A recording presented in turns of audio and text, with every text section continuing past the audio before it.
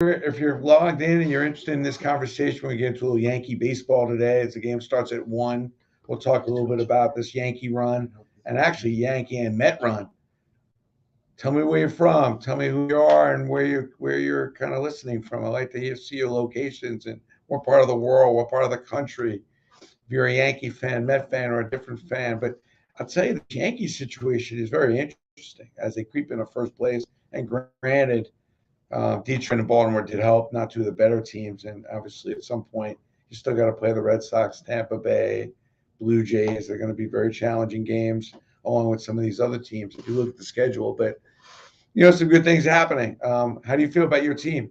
I mean, it was a little bit of a rough start. That Baltimore series was a little wobbly, but you could see this team's starting to find its groove. Big question mark is where's Gleyber Torres going to play?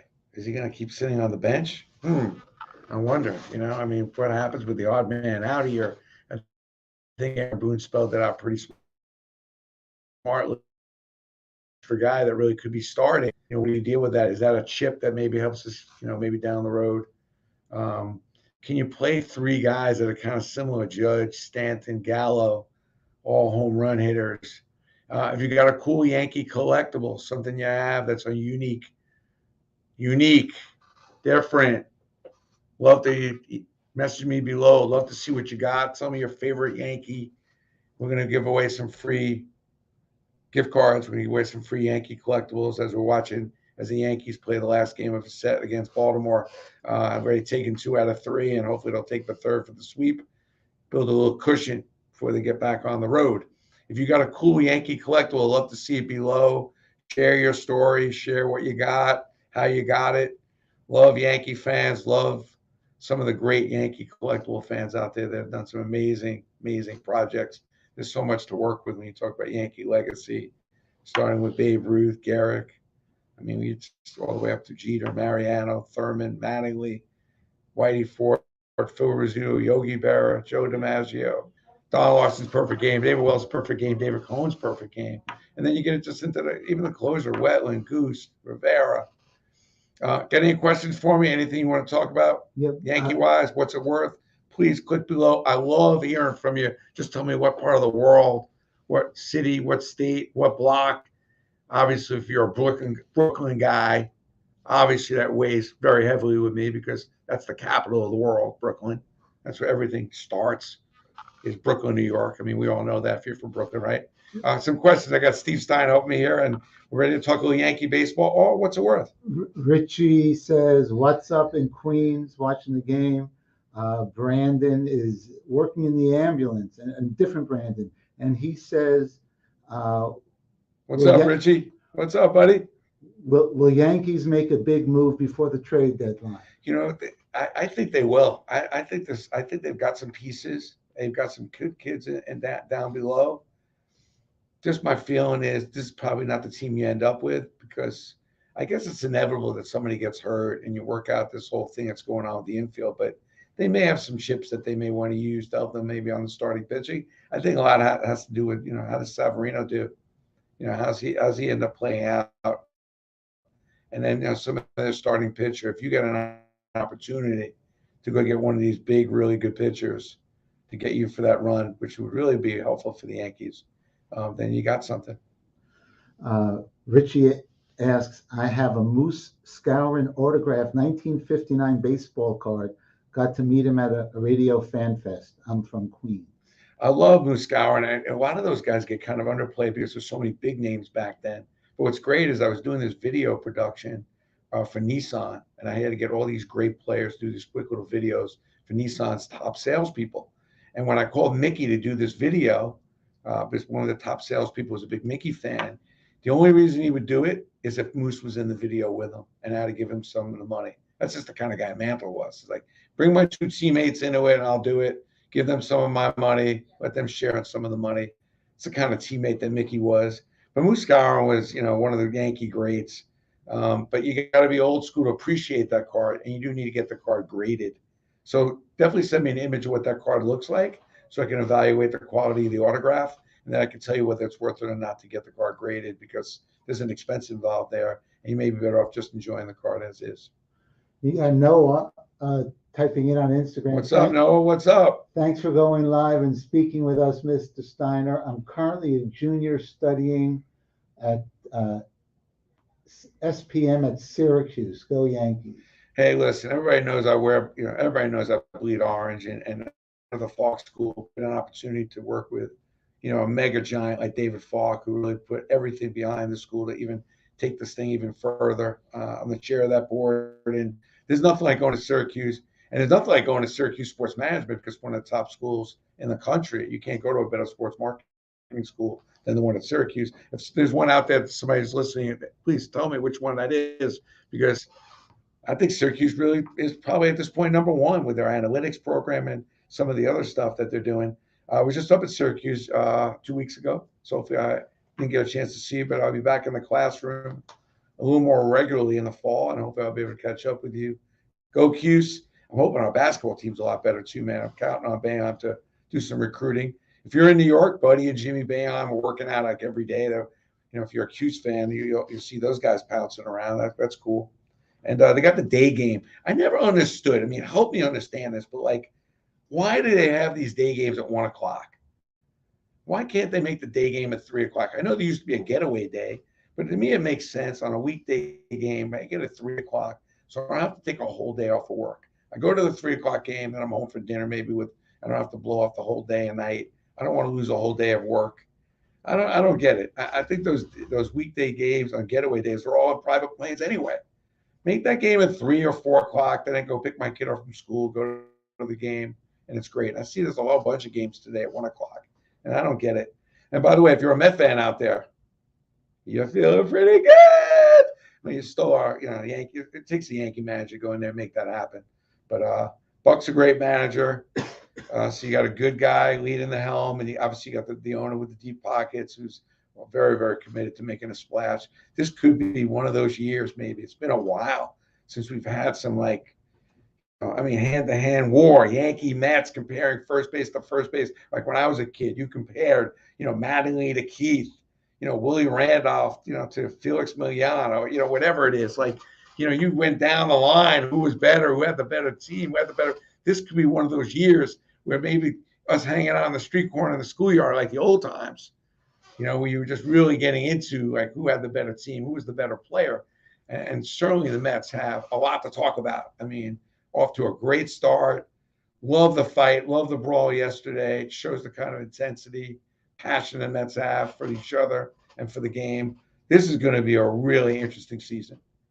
I hope the Yankees can work through a couple of different things, because they're going to need to beat Tampa Bay, to beat the Blue Jays. Let's be clear. Maybe the Red Sox too, but that's not an easy division. Those are 60 games that you're playing a team probably equally as good, in some cases a little better. So they may need a little more firepower. I don't know if you agree with that. If you do, who do they need to get rid of? Who do they need to get? Let me know. If you've got a cool collectible, you want to have something that you want to know what it's worth. If you're a saver collector, let me know. And first of all, thank you for the support of the new company. It's booming. If you notice, we just launched a new Islander collection, which is great. We launched a new Mariano collection, Messier collection. We have 85 athletes under Athlete Direct. Just did a whole bunch of signings with some of the women, like Mia Hamm, Diana Taurasi. So if you have a gift that you need for graduation, or your daughter, Diana Taurasi, Brianna Stewart, all those great women gifts.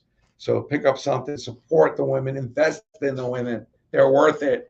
I love women's sports, and it's nothing but growing, getting better, getting stronger, and the quality of the games are awesome. So if you haven't watched, give it a watch. And thank you for the support on Collectible Exchange. And what I love is that so many of you are putting your stuff up on the site, which is what Collectible Exchange is about. It's not only about buying stuff on the site, but you can actually sell your stuff on the site. And it really is easy to do. Go on the site, and a couple clicks and a couple photos, and boom, you're in business. You can turn your cloth to cash. So love the support. Thank you. We got a bunch more new announcements with a whole bunch of new players that we'll be announcing over the next few weeks, that you'll be very surprised. A couple of them have not signed ever before, and they'll be coming on board onto the platform. So love it. The Yankees are rolling along to the first inning. I don't know, man. I don't know if you feel this way. I feel like I should be at the game, but I don't want to blow off the whole day. But it was nothing like a beautiful afternoon day, blowing off work, blowing off everything, having a couple beers. Oh, It would be nice. But again, I'm against that 1 o'clock game. I just want to make sure I'm clear about that. The game should be at 3. I don't have to take off half a day. Do you agree with that? Anybody? Hey, by the way, anybody have any particular rules that should be changed besides the runner at second base, which seems to now be stuck? You go into extra innings, you got the guy on second base. I just don't understand why we got to do that. I'm very against that move, but what can I tell you? That I seem to be a minority. Any questions over there, Steve? You got Anthony on Instagram. I have a Yogi Berra signed bat. Well, I love Yogi, and if there's any of the items that are a little bit more valuable than others, will be the bat. He didn't sign a lot of bats the last few years. We had Yogi exclusively. I did thousands of autographs with Yogi, but always the bat was something that was a little more difficult to get. That's probably about a $300-400 bat. But if it's his model bat, if it's a Yogi Berra model bat, and he signed it and maybe put an inscription on there, it could be worth a little bit more. And by the way, make sure that you get your items authenticated. If you need help getting it authenticated, direct message me and I'll show you, I'll direct you on how to do that, and also always help you how to value your product. So if you got some stuff you don't want to come live with me, just DM me and I'm happy to give you some guidance and direction. For auctions every other month, and we've been able to sell thousands of things for some of our customers, converting a lot of that cost to cash for them. And sometimes that times get tough where you want to just buy something else, and we've been able to help a lot of our customers sell their products. So please, if you got some stuff that you need some information, guidance, or you just want to sell, we're here to help you. Craig chimes in, the extra inning rule stinks. No, it doesn't. It sucks. So, but I agree with you, Craig. Thanks for chiming in. But, it's like, why? Why? It's like the doubleheader thing with the 7 innings. Like, why? And by the way, they increased the roster in April. Tell me how you feel about this, but it's 27 guys. And I think it's now they moved it from 25 to 26 because the shortened spring training is 27. It should stay 27. It's better. You have a couple extra players. Why not have a couple extra bench players? Why does it have to be so tight? Why not have the 27 guys? I'm very, very much in favor of it. And it's always the politics and everything. It stops these. But, why not have one extra guy on the bench? Of course, it makes sense. Although I hate the pitching changes every 2 minutes. I mean, how annoying is that? So I like the guy has to pitch the 3 batters rule, but it would just be nice to stop focusing on the analytics. If a guy's going well, let him go, right? I mean, let him go. We got nothing over here at the end of the first here, although it was a nice catch made. Baltimore's like one of those teams that just can't tell how bad they are or if they're going to be any good. But it would be nice if the owner spent a little bit of money. Every time you get a good player in Baltimore, they get rid of them. I miss those Yankee-Oriole rivalries. Remember? Huh? About the 90s with Ripken and those Oriole teams were good, not to mention those teams in the 60s, 70s were amazing.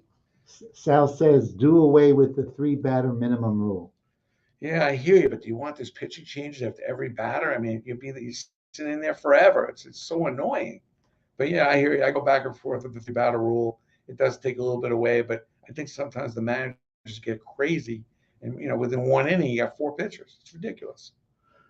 Michael asks, would you ever get a card signed by a player in person after it was already signed by the card company?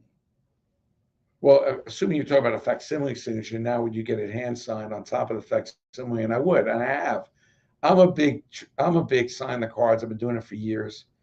A lot of people don't agree with this, and now it's looking like I was pretty smart. But back then, I wasn't that smart. I was just doing it because I like signing cards, and I collect what I like, not what I think is going to go up in value. I collect what I love and like, and I like and love autographed cards. So if you like your card and you want to get it autographed, go get it autographed. These days, it seems that the autographed cards, especially if you get certain ones signed, particularly rookie ones, seem to be doing extremely well in the marketplace. I wouldn't put my life savings into the card market these days. I think the market is flattening out. I think that there's way too many misunderstandings about the trading card industry right now. And with a lot of new money in the business, I hope that everyone treats that new money and all these new collectors with love and respect, as opposed to just trying to take advantage of them by overproducing the amount of cards, overcharging on the price to grade cards, which is ridiculous.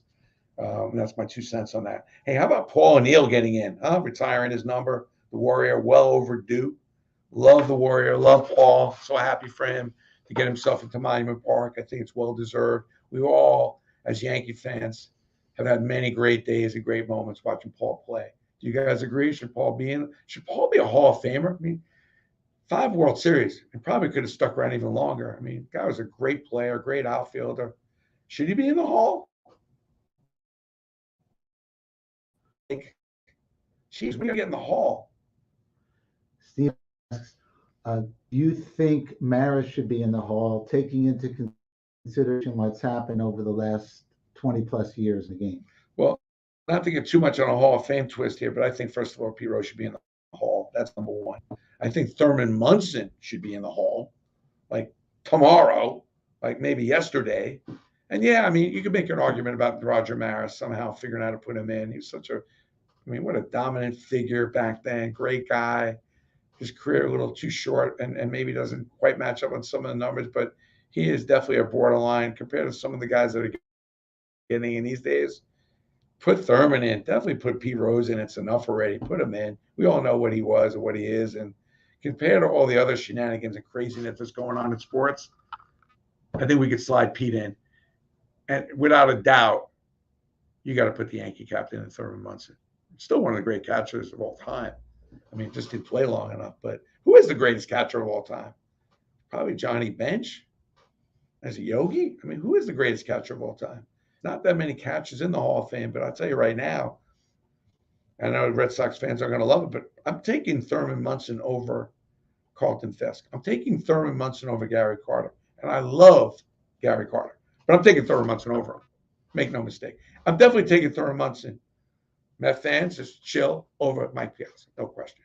I mean, just am. Like, I don't see what the rub is here, what the guy represented. And those are great teams. He's a winner. The leader for the sport. I mean, I don't see what the holdup is. Tim agrees. Thurman Munson definitely should be in. No question. Lighten up. I mean, let's go. Michael says Pete should have been in years ago. Yeah, make it. Pete, I agree with you. It's enough already. Guy's the all-time leading. First of all, he's the winningest baseball player of all time. If he had up all his wins when he played and coached, and do the math, everybody. Really, the winningest. I mean, such a competitor. Won on a high level, hit on a high level. I mean, put the guy in. It's enough already. But the question is, do you put the steroid guys in? Let's not go there too deep on it, but at some point, I mean, you let David Ortiz in. The man was on steroids. He did cheat. Just for on the record here. I mean, he did cheat. I don't know how all of a sudden everybody turned a blind eye to that. But if you're going to put him in, there's a couple other guys that said that only happened a little bit here and there. They weren't real cheaters. So now how do you decipher between the cheaters and the guys that made a mistake and possibly took some of that here and there? I don't know, but I think once you let David Ortiz in, the door is now a little bit open. Do you let the rest of those guys in? Wow. This is going to be a gap the next 4 or 5 years of getting guys into the Hall. It's just crazy. Greg says O'Neill would be Yankee Hall of Fame, but not MLB. I hear you, but listen, how many guys win 5 World Series and play a dominant role in those 5? I mean, he was a key factor in those. Well, he won 4, really. He won 4. 1 with the Reds, 3 with the Yankees. My bad. I don't know. Like, I'm twisted about him and Bernie. Same thing with Mattingly's another one that, like, sometimes, like, the Yankee thing works in reverse. It's such a great thing to be a Yankee in general, let alone a Yankee great. And sometimes it works against you, I think, sometimes. And do you let Roger Clemens in? I mean, he's going to be at a card show, by the way, if you're in the New York area. I haven't seen him around. It'd be great to see him. He's doing an autograph show, at least, where the fans can meet and greet him. He was such a big part of baseball, dominant Red Sox, Blue Jays, Yankees. But more importantly, at this show in the Meadowlands, you have 20 phenomenal, I mean, Mike Tyson, Mariano Rivera. You got all kinds of players going to be at this show. I mean, if you're an autograph collector, you may want to go. That's one of the big shows in this area in 3-4 years. I anticipate a lot of people going. Should be pretty cool. It's right across at that new mall. Just DM me and I'll send you a link to where that is if you want to get a ticket and go and meet some of these great players. Hey, love the feedback. If you're still with me, tell me where you're from, but also tell me what you think of the new site. Collectible Exchange. It's a new platform. Obviously, I'm trying to come up with something that's a little more unique, that's more customer friendly, and also solves more problems where you're able to kind of trade, buy, sell your stuff, not only more what you could buy, but what you can actually trade and sell. And then tell me what you think of the Athlete Direct stuff and our new Islander platform. If you're a box, a fight fan, we have the PFL collection on there. If you're into MMA, that's pretty cool. We got some other stuff on there.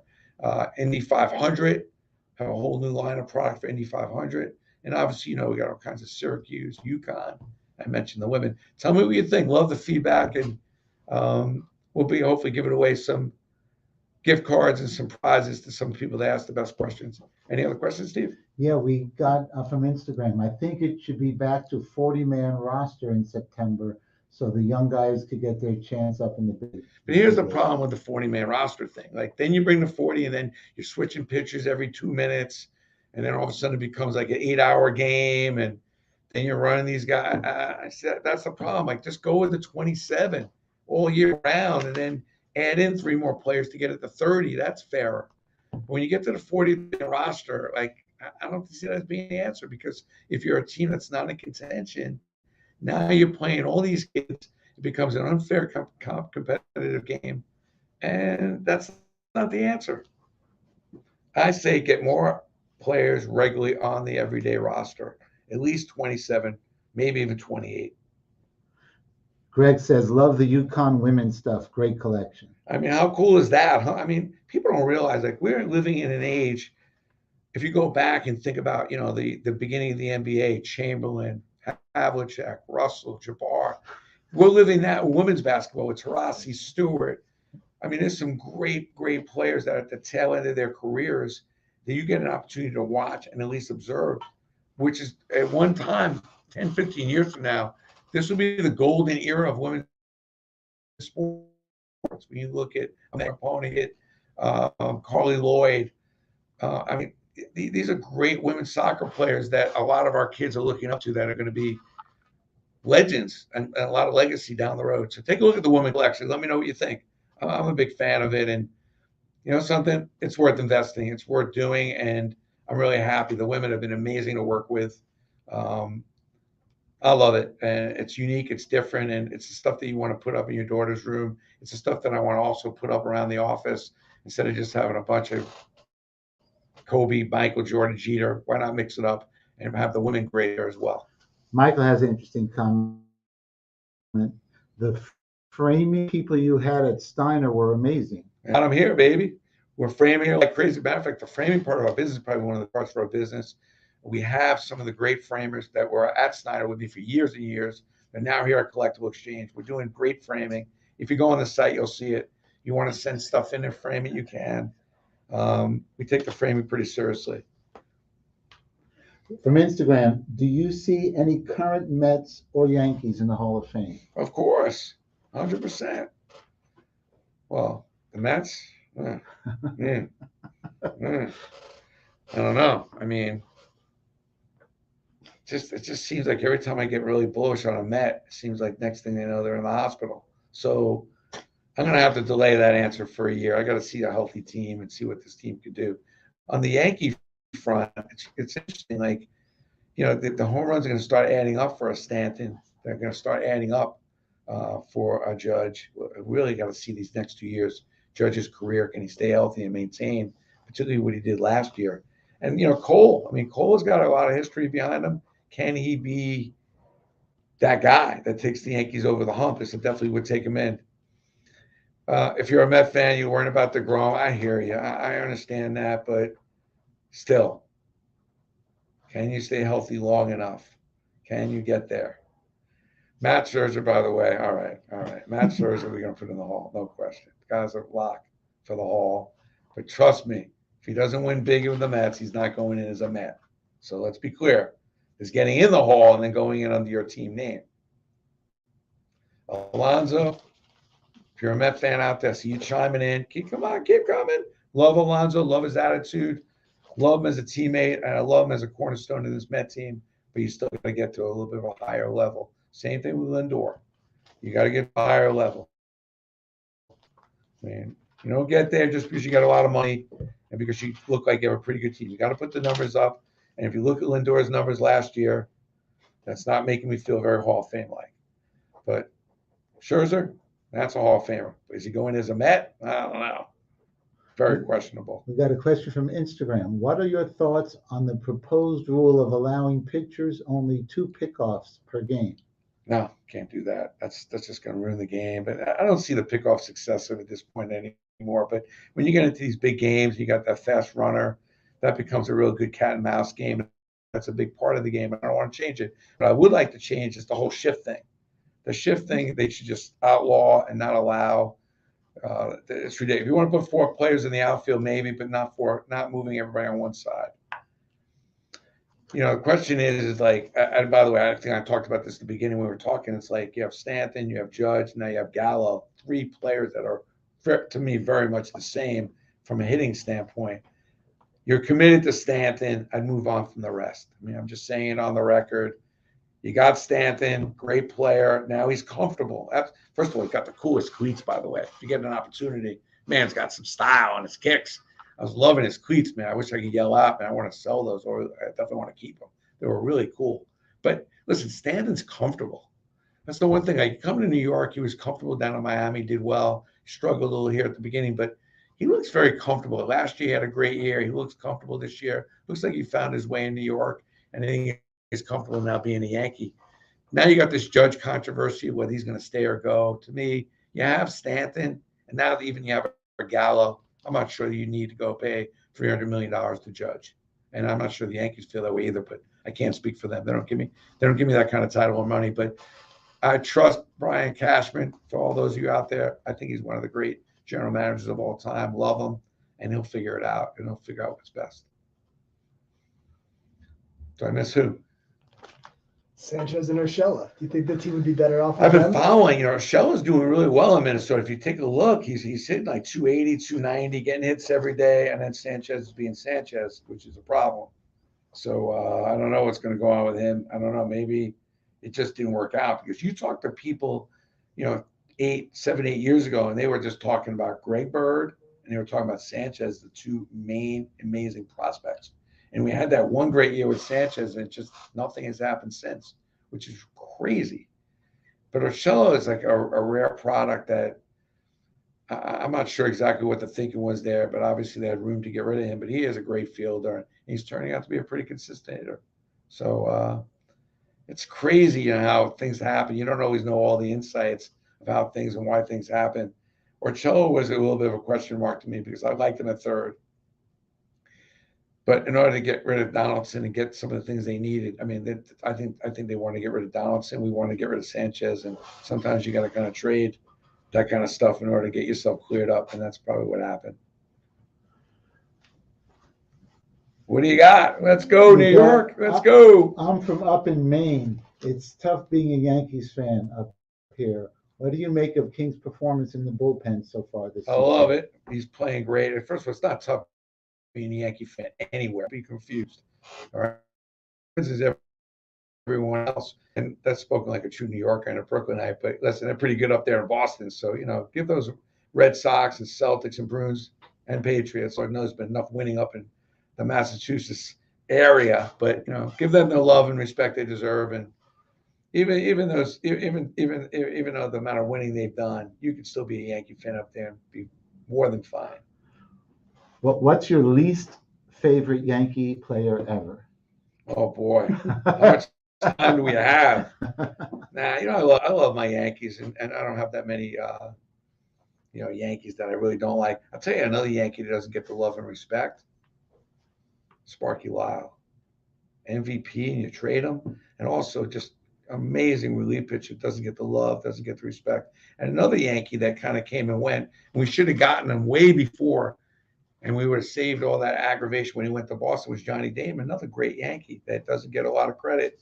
Big part of 2009. And my feeling is if we get him before he goes to Boston, which when I was talking to Johnny, he said to me, I was supposed to go to the Yankees. And they ended up getting someone else. You know who that person was that the Yankees got the year that Johnny was a free agent, went to Boston? And the Yankees got somebody else in exchange. And I think that was a really, really bad move. Obviously, for many, many reasons. My least favorite Yankee? I don't know. That's a good question. I have to give that some thought. I don't know. Because I've worked with so many of them, and these players have been so good to me. And Probably wouldn't be here without all these guys being so supportive of me. I've been doing signings with Mantle, DiMaggio, Rizzuto. I represented. Yogi was an incredible friend and ally. I did a ton with him. Whitey Ford, all these guys. So it's hard to find anybody that I didn't like as a Yankee because I had such a great business partnership with so many of them.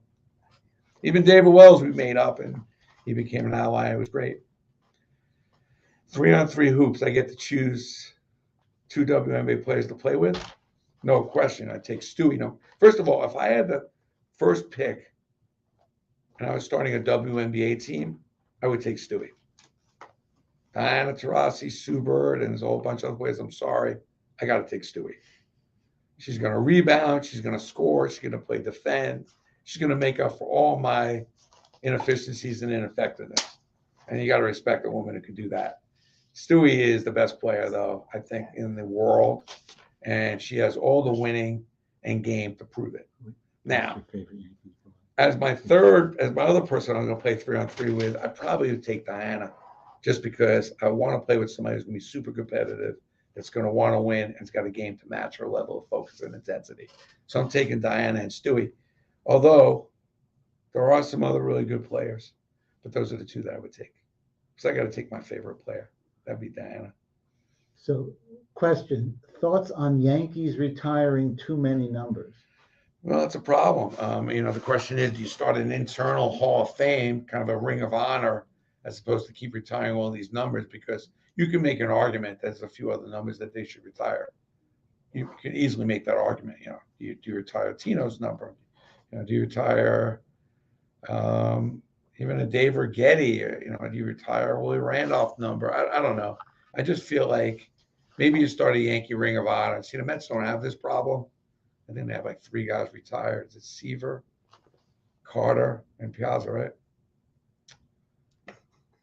We have Monument Park, but it's got to be more than that. It's got to be a Ring of Honor, so it's a little more. First of all, I don't know how you guys feel, but the Monument Park in the new stadium is completely a mess compared to the way it was in the old stadium. And I love the new stadium, but really, I just felt like that Monument Park when you went to the stadium, if you were a visiting team, was like luring out there.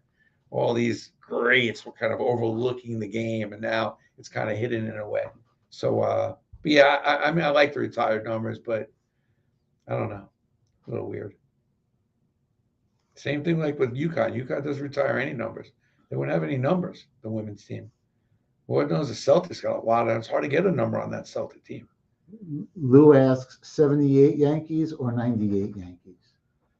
Oh boy, it's funny you brought that up. Is we were just having lunch with Greg Nettles the other day, and he felt like his team could compete with any team, and we asked him that question. But something, there was a confidence with those 98 Yankees. I didn't watch the 78 Yankees as much as I did the 98 Yankees, but boy, that would be some series. You're talking about characters, power, Guidry on the mound, Goose. I mean, you got a lot of power there in that 78 team. The 98 team, they just know how to win. The Mets and Yankees is going to be a war. The Mets are going to have a chip on their shoulder and they're looking to take over this town. They already have that little swagger going. They already have this anger and hostility going. And Buck can bring that out in you. And then the Yankees, they got their pride and they got their talent and they're the favorites. And the Mets again, those series are going to be huge when the Mets play the Yankees over the summer. Keep the questions coming. You got something that's really cool? Got something you want to talk about? The Yankees is another game. It's amazing how many strikes Gallo takes. That's the other thing. Like how many balls just go by. I mean, I just don't know if you can have 3 guys that strike out as much as these 3 guys. I mean, do you agree with this? I mean, you can't have 3 guys that are going to probably strike out over 200 times and expect to get to the World Series. I just don't see it. And I think that's one of the rubs. And I don't know this from anything other than my own feeling, but if you have 3 guys that are striking out over 200 times, which will be probably a record for strikeouts on a team, I don't know if you can go to a World Series and win big, which is maybe one of the rubs of why maybe that Judge has got to be the odd man out. Just my feeling. Tell me if you agree. Great food options at the new stadium, though. Oh, well, there's no question. You got to go down and get the cheesesteak down at Sobel's. No doubt. I mean, I love that. And then you got some good food all over the place there. I don't think there's any better place you're going to get at a stadium than Legends. If you can afford that, or out in the Audi Club, that's the sleeper. If you can't get Legends, you can still go up to the Audi Club and get a phenomenal dinner at a reasonable price. And then even the Yankee Steakhouse is great too. I mean, you can't. Dana Cavalier on the. Let's go, Dana. Let's go, baby. Let's go. Just Dana's ears must have been burning. The former Yankee strength and conditioning coach, now a motivational guru. 2 books later, the guy who probably saved my life, saved my health. What was great about Dana, we were just talking about him today, and we're just bringing up the fact that it's not about your weight, it's about your health, and it's about your mindset, and then everything else takes care of itself. And listen, he knows better than anybody because you get an opportunity to work with an A-Rod, a Jeter, a CC. Just amazing. Richie asks, who are the Jets drafting? You should just draft a completely new team, a new coach, and try to draft a new owner. That's what I recommend. Something. I was just reading an article today about Sam Darnold. Like Sam Darnold, if you had they traded 2 draft picks just to move up 3 spots to get a guy who was going to be able to make the NFL. It's unbelievable how hard it is to put a great team together. And there's a fine line between really having a winning organization and not in the NFL. If I'm the Jets, I'd really start looking at their front office and really start maybe figuring out how to come up with a little bit of a different combination because what they're doing isn't working. Islander fans, by the way, you want to talk about food? You want to talk about a stadium? They did a great job with UBS Arena. All kinds of options, everything you can imagine. It's just a great place to watch a game. But make no mistake, a lot of Met fans say that the food's better at Citi Field, and I hear you, but it just isn't. And by the way, they drink a lot more beer at Citi Field than they do at Yankee Stadium. I'm not sure what that's about. I'm not going down that path, but that is a fact. When I've talked to several people, they just drink a lot more at Citi Field than they do at Yankee Stadium. What? How far do you think the Rangers are going to go? I tell you, the Rangers are going to end up in the stand. They're going to be a top 4 team. The question is, do they have the depth and the fight enough to get into the finals?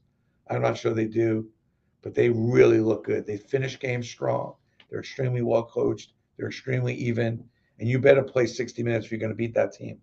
And that's what I love when I've gone to games against the Rangers is you can't tell the difference between minute 1 and minute 60.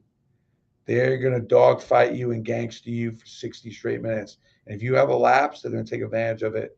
They're extremely well coached. They're well disciplined, and they can play. But the game of NHL hockey playoffs is a game of attrition. You got to stay healthy. They may not quite have enough to get to the finals, but it's going to be close. And if they don't get to the finals this year, they're probably getting there next year. They have a good run for 2 or 3 years with this team. Love that you guys are chiming in. Yankees got a little something going, got a little base runner there, but it just looks like a nice day in the Bronx. Man, can they start the games at 3 o'clock, please?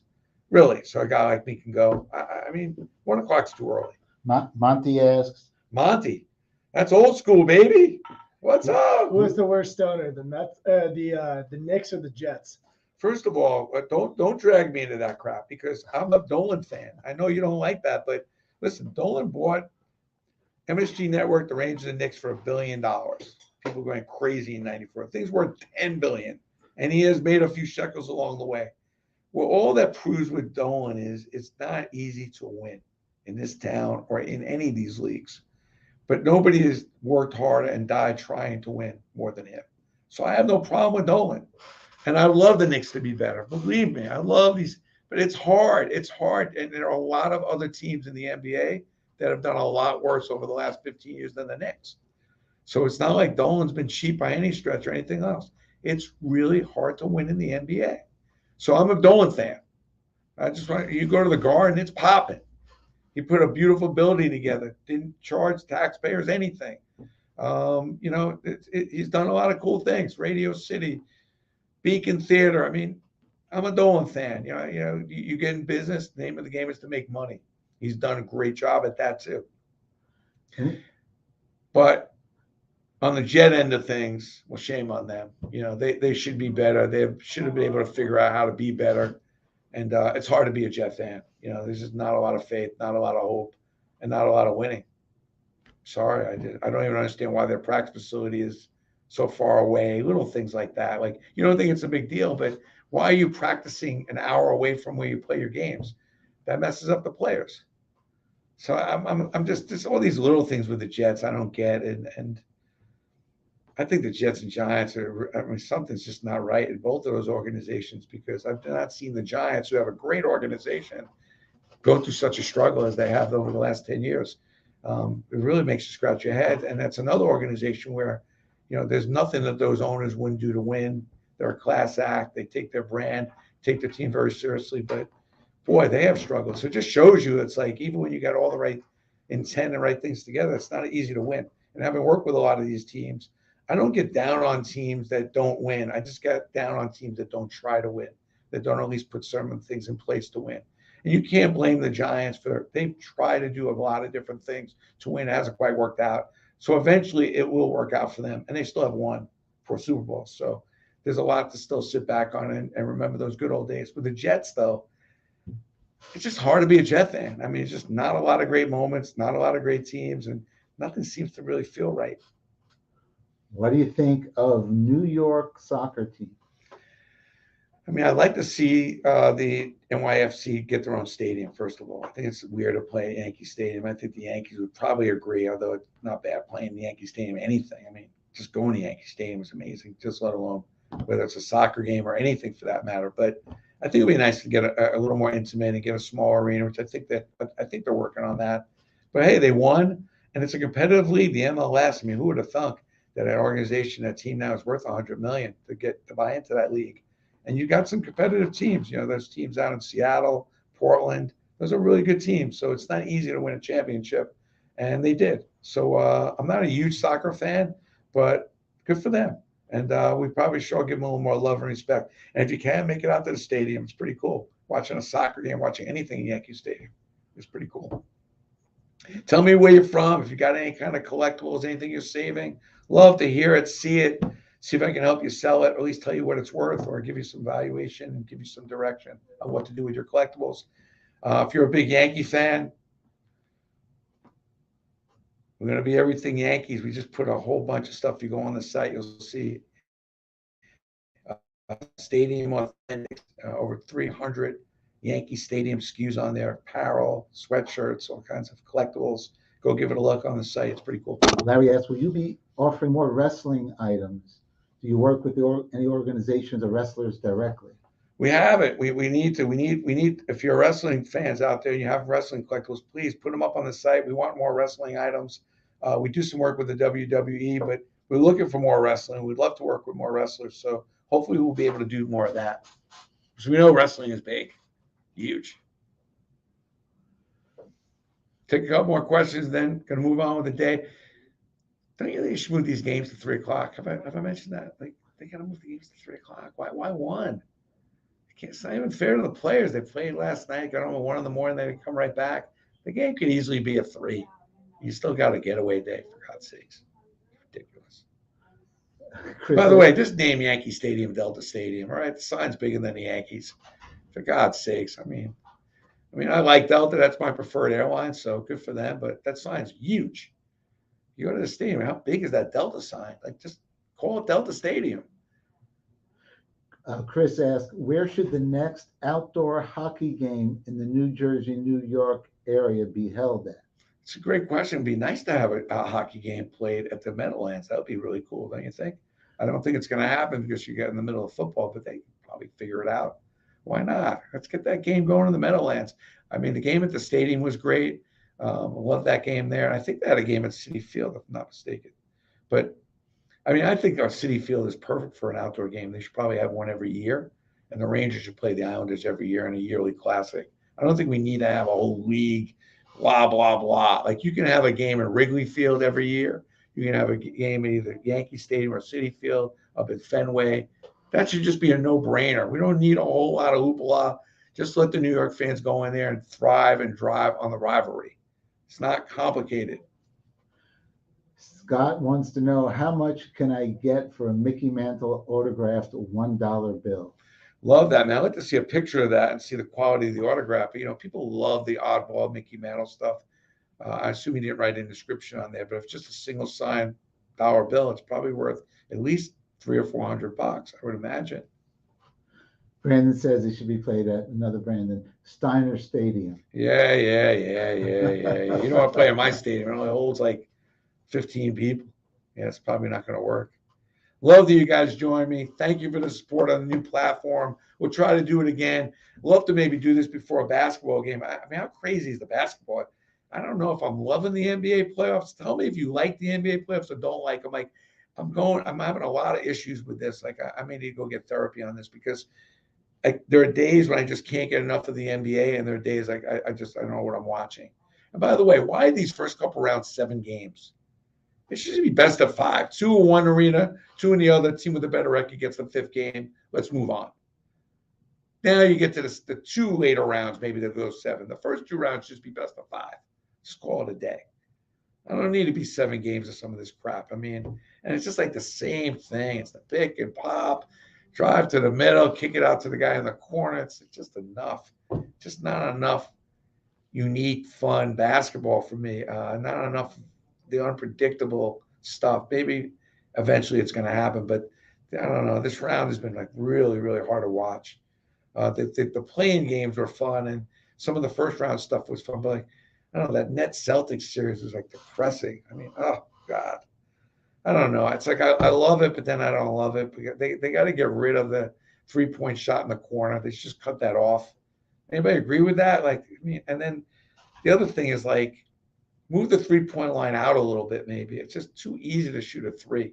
Even Draymond Green is throwing in 3s. I mean, nothing wrong. I love his game, but even though he's a complete lunatic, but you move the 3 out. Like, it's like just they got to make some adjustments. And the other thing is I'd have 5 fouls, and I would tell the referees to stop calling fouls.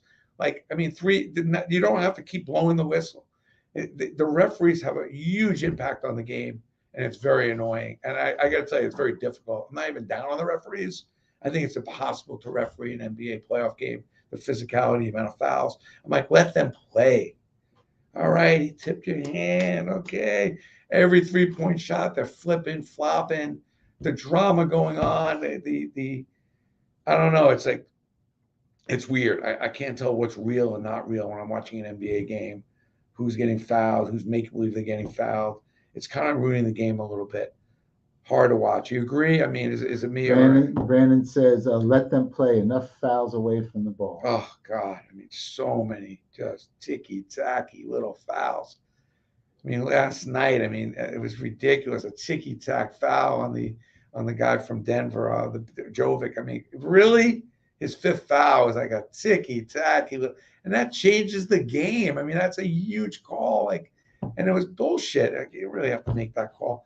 I don't know. I'm staying up watching that crap to let one referee to completely change. I mean, I think Denver should have won that game, actually. It's crazy. Richie's got a question. Who are the Yankees going to lose when rosters get trimmed down? It's problematic. Like, I imagine it's going to be somebody in the bullpen, probably. That'd be my guess. Probably somebody in the bullpen because their bench is pretty strong. I mean, they're not giving up anybody on that bench. It'll be one of the pitchers, depending. But I say keep it at 27. Why not? Richie says he'd rather watch college ball. No question. I mean, you know, but the college ball is not college ball anymore, Richie. Come on. It's semi-pro. There's no more college ball, please. The kids are getting paid, right? They're coming, they're going, they're one and done. It's all about the money, not about the school. It's not about the education. It's semi-pro, and they go to a few classes. We'll never see college ball, football, basketball, particularly as we knew it. It's over. That is completely over. What a shame, what a sham, what a disappointment. And by the way, it would be only fair to mention, but we have lost 3 of the great coaches of all time.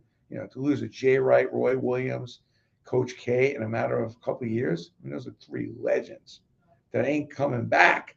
Although maybe Jay Wright could come back as an NBA coach, maybe. But, and, you know, Boeheim probably is, you know, getting down the stretch. I mean, these old school, great, legendary coaches who just, you know, can't afford to lose these guys. And it's a big step back for the game.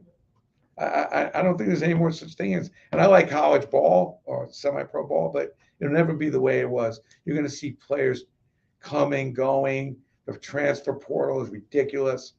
And, you know, the whole fun thing about rooting for your team is you had a player on your team for 3-4 years, even with the one and dones.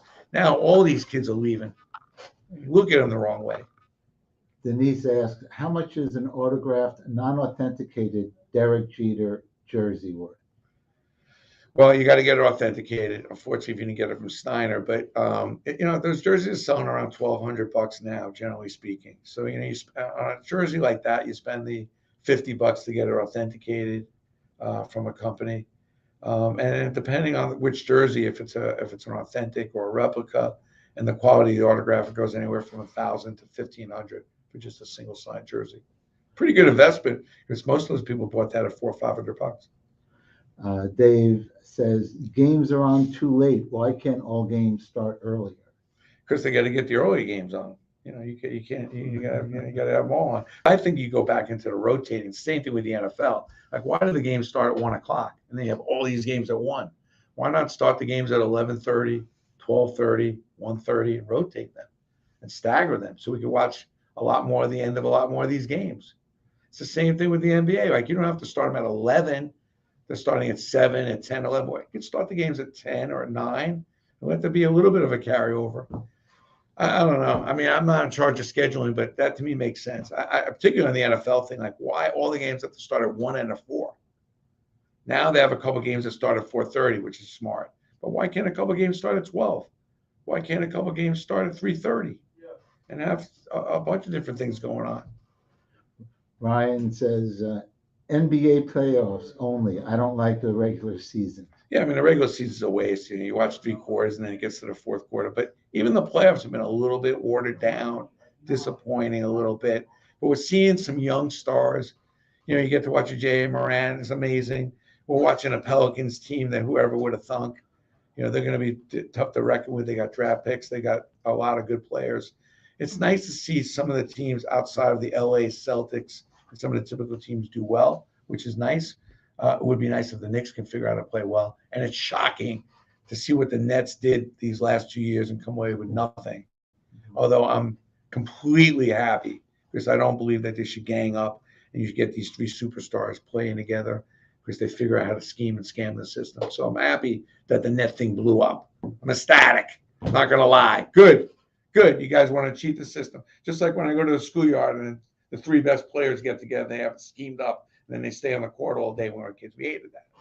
We want to make the sides fair. Let's win fair and square. And that's hard in this one, that one. I'm like, something? Get your draft picks, train your players. Once in a while you trade for somebody fine. Don't scheme up your own little dream team because you figure out how the cap money and all that. I hate that.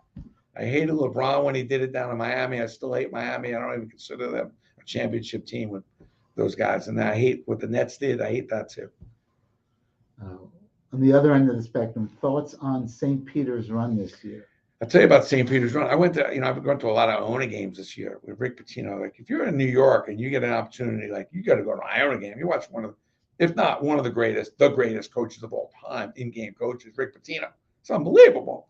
So I'm like, it's a mile or 2 from my house. I'm going right behind that bench, watching him go to work. It's amazing. And that Iona team, who in the last game beat St. Peter's, the game I was at, which beat them pretty convincingly.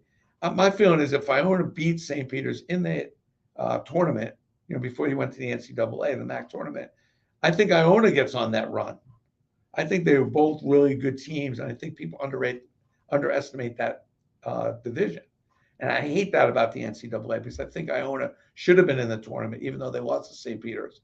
But anyway, back to St. Peter's, it just shows you that that's a team that had upperclassmen, kids that stayed 3 or 4 years, well coached. Good for them.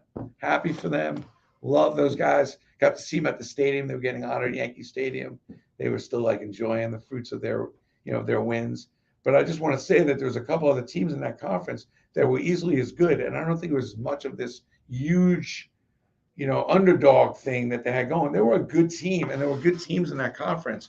And I think the NCAA should allow more than just one team in a conference like that when they have teams that are winning 20-something games, some of them quality wins.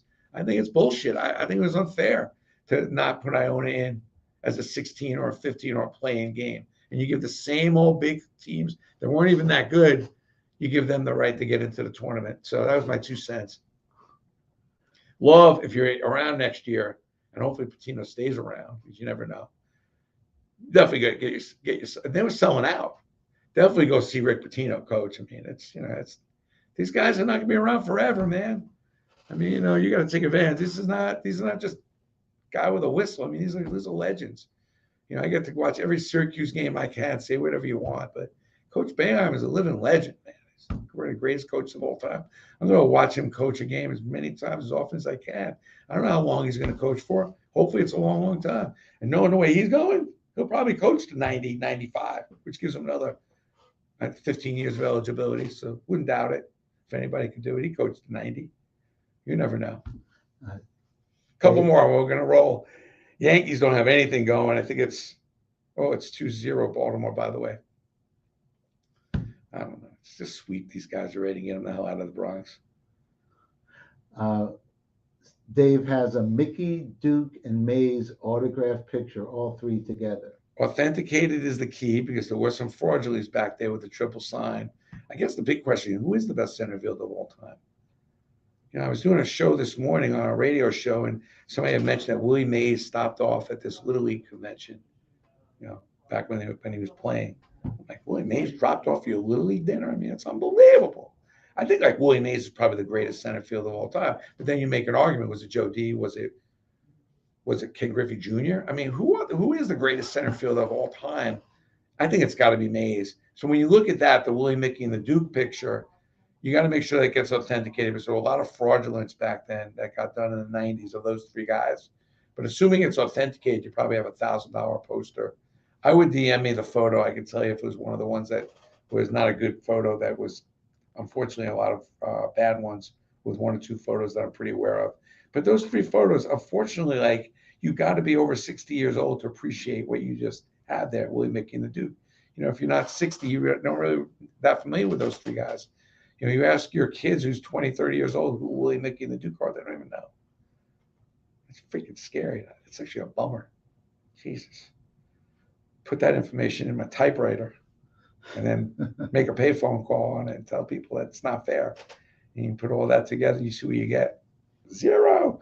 Willie, Mickey, and the Duke can't be forgotten. Three great center fields. And a lot of people, you shouldn't discount Duke, who we got to spend a lot of time with. Duke used to come up to the office, spend a whole day with us. Just amazing. Humble, high humility guy, great guy to hang with, just amazing. Couple more, Stephen, we'll roll. Great afternoon, man. Beautiful out there, a little windy. I mean, is the weather ever going to get warm in New York? Jeez. Anyway, tell me where you're from. Tell me your favorite collectible. I also love the feedback of things that we don't have on collectible exchange that you're looking for. And don't forget to look at our upcoming signs in case you want to send something in or pre-order something. I think we have like 20 athletes. We have signings coming up. Michael asked, who's your favorite player to watch today? Oh, that's a good question. Well, I love watching Sue Bird, and I love watching Brianna Stewart. I love watching the Seattle Storm. I'm not going to lie. I just love the way they play. They're all business. Just great team to watch. I've watched Diana Taurasi pretty much since she was at UConn. Love her game. So when she's healthy, I'm always watching her. Those are some of my favorite players. Listen, I still like watching. Sounds crazy, but I love watching Jay Moran. I love his attitude, his energy. So I've been really enjoying watching him play this year. My son and I got a chance to watch him in college when he went in the NCAAs. We tracked him down and watched him. Saw a really young, amazing star that was about to really just blossom and take off. And love him because he's such an underdog. So he's like one of my favorite players, without a doubt. Chris says, not necessarily Yankees related, but have an autographed photo by Warren Spahn and Johnny Sain. I love that photo. It's an old school photo. I know the photo you're probably talking about. They're both in the same photo.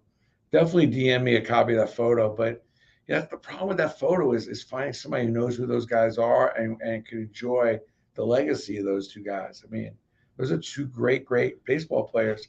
Old school, baby. I mean, that's a couple $100 photo, probably framed correctly, maybe a little more. And you got to get it authenticated. He got it at a card show with his grandpa in high school.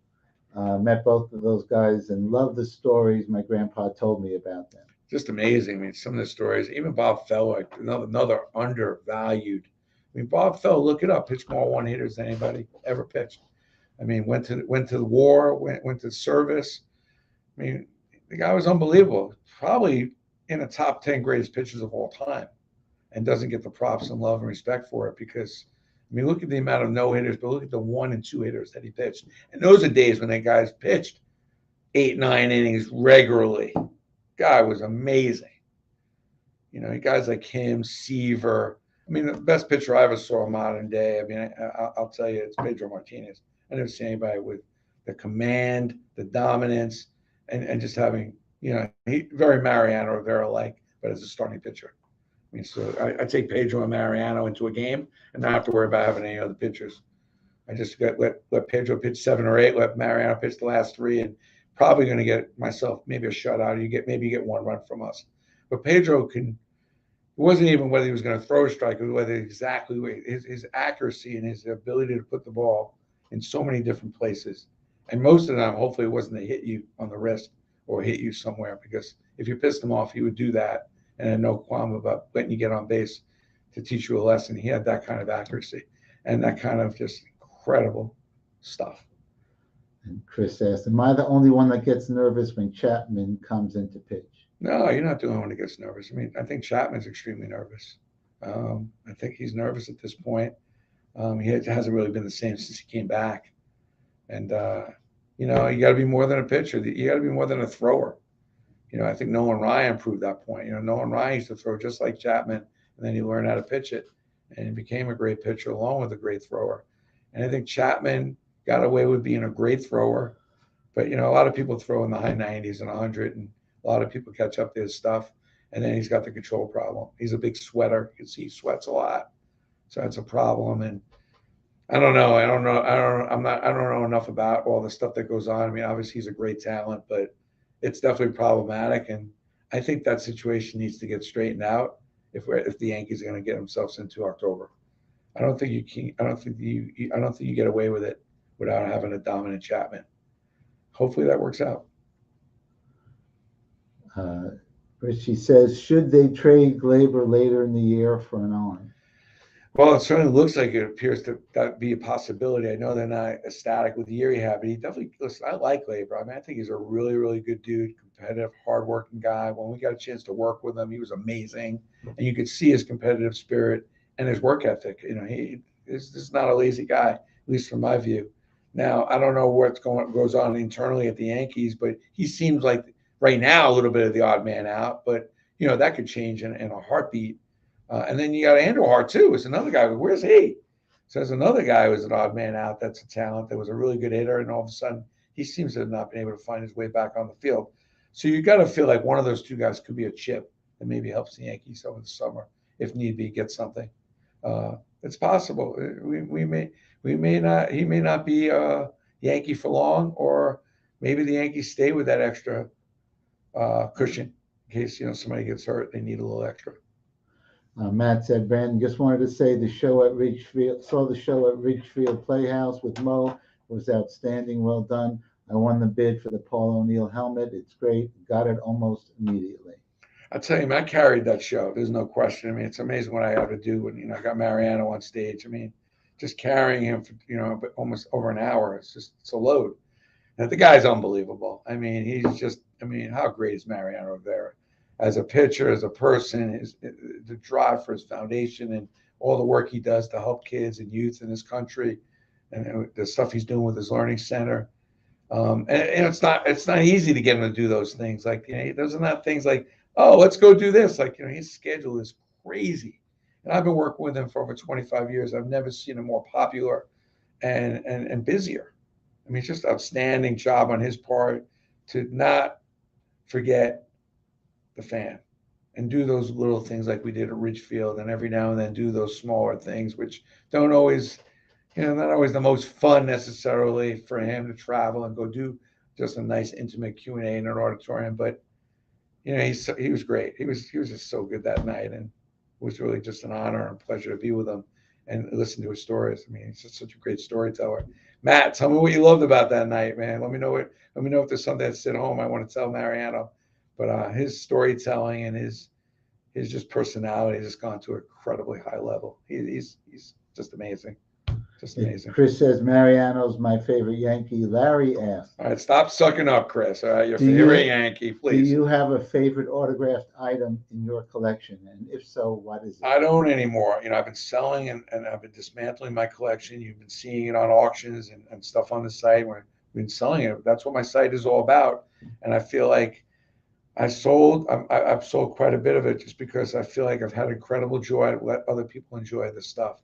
I've had enough of this. I'm still living with a ton of it every which way. So I don't have a favorite autograph. But if I had one favorite autograph over the time was my Mark Messier holding the cup to Brandon. We did it. That's how we started the collectible business. It was the first time we did hockey collectibles. And if anybody knows Mark Messier, the captain, one of the greats and people, great person, has been a great friend to me and a great ally. And I don't know where I'd be without him. So that's my favorite. All right, man. Have a great day. Yankees. Hopefully they don't. Hopefully it just seems like why get the lead when you can come back? It seems to be like the Yankees theme these days. They always seem to be behind, but they do come back. It's like, why get ahead in the beginning of the game when you can actually just come back? It seems to be the thrill and thrill of this team. So we may want to get used to it. Love you guys for following me. Thank you so much. We'll be back and do it again. Don't hesitate. If you got some stuff that you want to know the value, need some help guiding you what to do with your stuff, I'm here for you. And we got a whole staff and a whole team of people. That's all we do is just kind of going through your stuff and help you decide whether to keep it, sell it, validate it, authenticate it, all that stuff. Thanks for the support. I know the new company is not Steiner. It's going to be better. So we're on our way. Keep an eye out. There'll be some big announcements over the next few weeks. You're going to like what we're doing. It's really cool. And wouldn't be able to do it without you guys. So thank you. Appreciate all of you, really, from the bottom of my heart. Hopefully I'll live up to doing something that's going to be fun for all of you.